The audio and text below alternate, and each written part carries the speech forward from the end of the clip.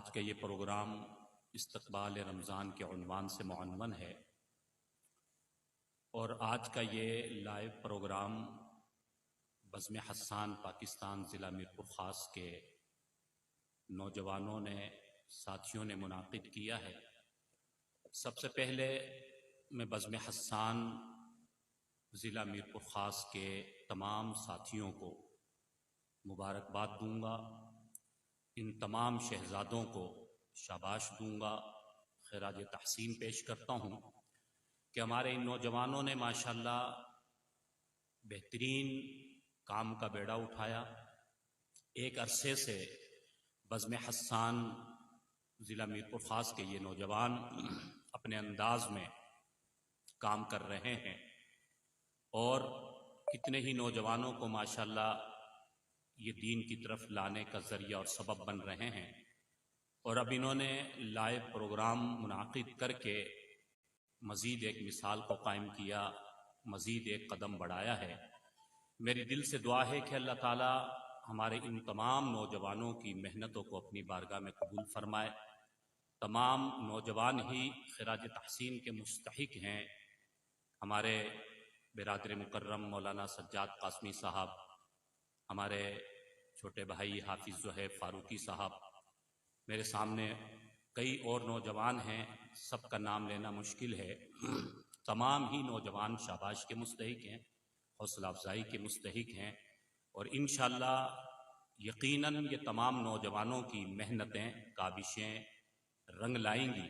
اور انشاءاللہ میرپور خاص میں نمایاں تبدیلی نظر آئے گی انشاءاللہ۔ عنوان استقبال رمضان ہے۔ حضرت سلمان فارسی رضی اللہ عنہ سے روایت ہے کہ رمضان آنے سے پہلے آپ صلی اللہ علیہ وسلم نے صحابہ اکرام کے سامنے خطبہ ارشاد فرمایا تھا۔ وہ خطبہ یوں کہہ لیں کہ استقبال رمضان کے عنوان سے ہی معنون تھا۔ اسی خطبے کی چند باتیں انشاءاللہ عرض کر کے دعا کریں گے۔ حضور اکرم صلی اللہ علیہ وسلم نے ارشاد فرمایا کہ امت کے لوگوں، تمہاری زندگی میں ایک مہینہ آ رہا ہے جو بڑا برکتوں والا مہینہ ہے۔ اللہ تعالیٰ نے اس میں بڑی خیریں رکھی ہیں۔ یہ مہینہ بہت سی رحمتیں لے کر آ رہا ہے۔ میں اپنے لفظوں میں کہوں کہ یہ سیزن کا مہینہ بن کر آ رہا ہے۔ کس سیزن کا مہینہ؟ نیکیوں کے سیزن کا مہینہ۔ نیکیاں کمانے کے لیے، اللہ کی رحمتوں کی آبشاریں لوٹنے کے لیے، اپنے خالی دامن کو پر کرنے کے لیے یہ ایسا عظیم مہینہ آ رہا ہے کہ اس عظیم مہینے کا اور کوئی مہینہ مقابلہ نہیں کر سکتا۔ یہ سردار مہینہ، یہ بطور مہمان کے ہماری زندگی میں آ رہا ہے۔ خوش نصیب ہیں امت مسلمہ کے وہ لوگ کہ جو اس مہمان مہینے کی قدر کر لیں گے اور اس کے اوقات کو اچھے طریقے سے گزار لیں گے۔ حضور اکرم صلی اللہ علیہ وسلم نے ارشاد فرمایا، یہ ایسا مہینہ آ رہا ہے کہ اس میں کوئی اگر نفل ادا کرے گا تو اللہ اس کو فرض کے برابر ثواب عطا فرمائیں گے، اور جو اس رمضان میں فرض ادا کرے گا اللہ اسے 70 فرضوں کے برابر ثواب عطا فرمائیں گے۔ اللہ تعالیٰ نے اس میں روزے کو فرض فرمایا ہے، اور روزہ وہ عظیم فریضہ اور عظیم عبادت ہے کہ جس کا بدلہ سب سے بڑھ کر ہے۔ ساری عبادات بڑی فضیلت رکھتی ہیں، نماز ہے، حج ہے، زکوٰۃ ہے، لیکن روزہ جو رمضان المبارک میں اس امت پر فرض کیا گیا، یا ایھا الذین آمنوا کتب علیکم الصیام کما کتب علی الذین من قبلکم لعلکم تتقون، اے ایمان والو تم پر روزے فرض کیے گئے اور تم سے پچھلی امتوں پر بھی جیسا کہ فرض کیے گئے، اور جو روزے رکھے گا اس کا لازمی نتیجہ قرآن میں اللہ نے فرمایا لعلکم تتقون، تاکہ تمہیں تقوی کی دولت عطا کی جائے۔ معلوم یہ ہوا کہ روزے کے بدلے میں تقوی ملے گا، روزے کے بدلے میں تقوی کی دولت نصیب ہوگی۔ اور حدیث قدسی ارشاد فرمائی، اللہ تعالیٰ فرماتے ہیں الصوم لی وانا اجزا بہ، روزہ میرے لیے اور میں خود اس کا بدلہ ہوں۔ اللہ تعالیٰ نے دیگر عبادات کے بڑے فضائل بیان فرمائے، لیکن کسی بھی عبادت کے لیے یوں نہیں ارشاد فرمایا کہ اس کا بدلہ میں خود ہوں۔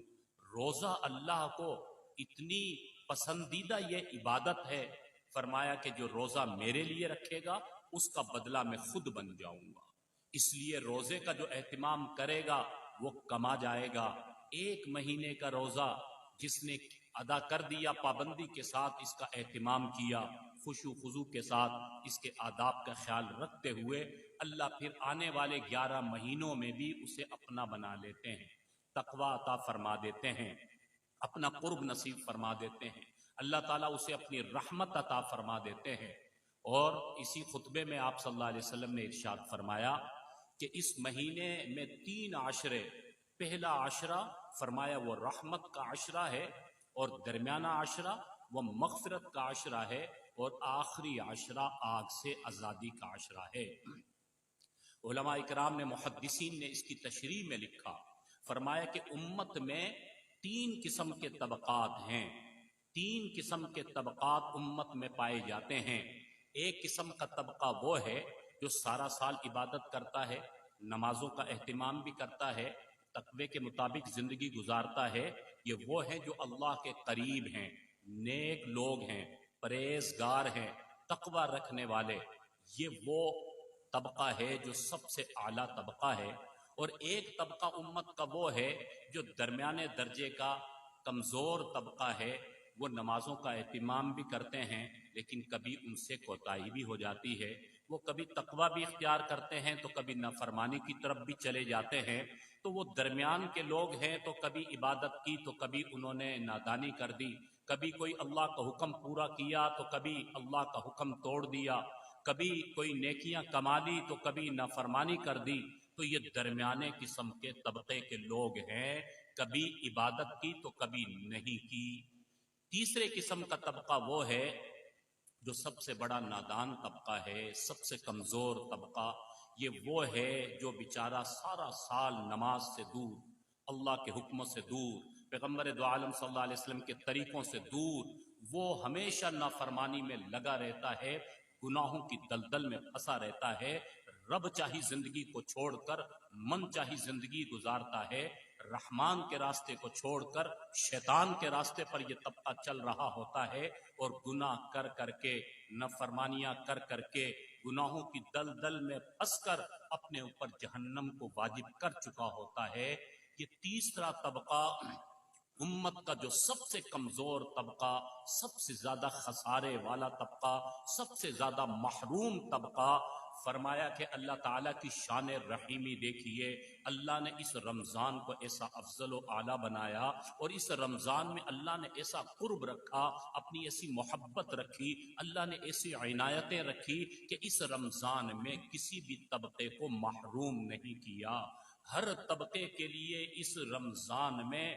مغفرت موجود ہے، سامان رحمت موجود ہے، سامان بخشش موجود ہے، ہر طبقے کے لیے استفادہ کرنے کے ذرائع رمضان میں موجود ہیں، کوئی بھی طبقہ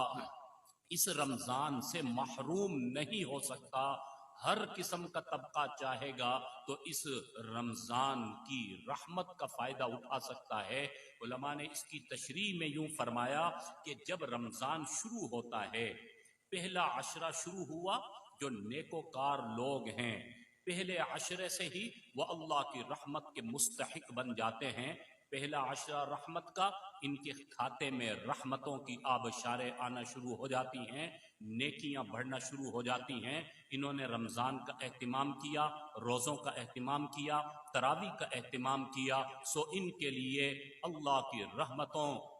کی آبشاریں برسنا شروع ہو گئی، اللہ کی رحمت کا دریا جوش میں آ گیا، اور سلسلہ چلتا رہتا ہے۔ تو یہ پہلا وہ طبقہ جو نیکوکار لوگوں کا ہے، یہ پہلے دن سے ہی مستفید ہونا شروع ہو جاتا ہے، پہلے عشرے سے ہی ان کو رحمتیں ملنا شروع ہو جاتی ہیں۔ تو 10 دن گزرنے کے بعد اب دوسرا عشرہ آ گیا جسے مغفرت کا عشرہ قرار دیا گیا۔ علماء اکرام نے لکھا کہ وہ درمیانے درجے کے لوگ جو سارا سال گناہ کرتے رہے اور کبھی عبادت بھی کرتے رہے، اللہ کے حکموں کو پورا بھی کیا، کبھی اللہ کے حکموں کو توڑا، اللہ تعالیٰ نے ان کو بھی محروم نہیں کیا۔ فرمایا کہ یہ درمیانے درجے کے لوگ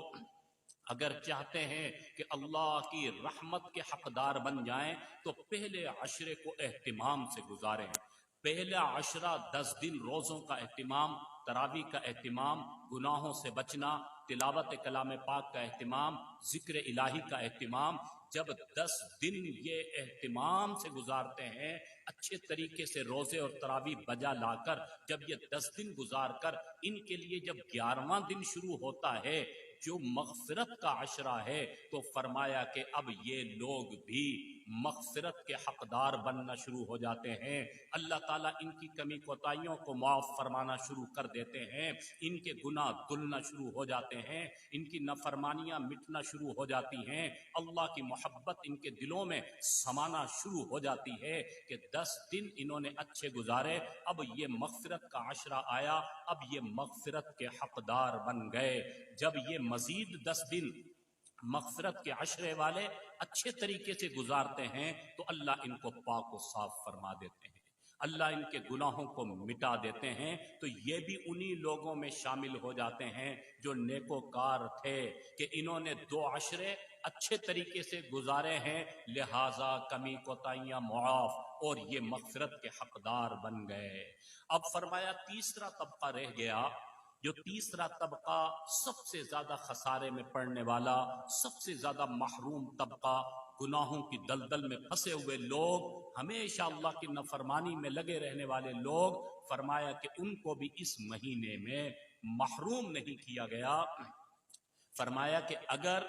یہ لوگ بھی پہلے عشرے سے ہی شروع ہو جائیں، پہلے دن سے ہی روزوں کا اہتمام، تراویح کا اہتمام، گناہوں سے بچنے کا اہتمام، تلاوت کلام پاک کا اہتمام، ذکر و اذکار کا اہتمام، یہ وہ لوگ جو 11 مہینے تک گناہوں کی دلدل میں پھنسے ہوئے تھے لیکن رمضان کی انہوں نے قدر کر لی، پہلا عشرہ اچھے طریقے سے گزارا، دوسرے عشرے میں آ گئے، مغفرت کے عشرے میں بھی انہوں نے رمضان کو اچھی طریقے سے گزارا، پورے 10 دن تک سارے آداب بجا لاتے رہے، اللہ کے حکم کو پورا کرتے رہے، روزے رکھتے رہے۔ فرمایا کہ اب 20 دن گزرنے کے بعد تیسرا عشرہ شروع ہوگا، جو آخری عشرہ ہے، جو آگ سے آزادی کا عشرہ ہے۔ یہ تو گناہ کر کر کے اپنے اوپر آگ کو لازم کر چکے تھے، اتنے گناہ کر بیٹھے تھے کہ اپنے اوپر جہنم کو واجب کر چکے تھے، لیکن اللہ نے ان کو یہ سعادت نصیب فرمائی کہ ان کی زندگی میں رمضان کی مبارک گھڑیاں آ گئی اور اللہ نے ان کو توفیق دے دی، اور انہوں نے پہلا عشرہ بھی اچھے طریقے سے گزارا، دوسرا عشرہ بھی پابندی کے ساتھ گزارا۔ اب یہ تیسرے عشرے میں آئیں گے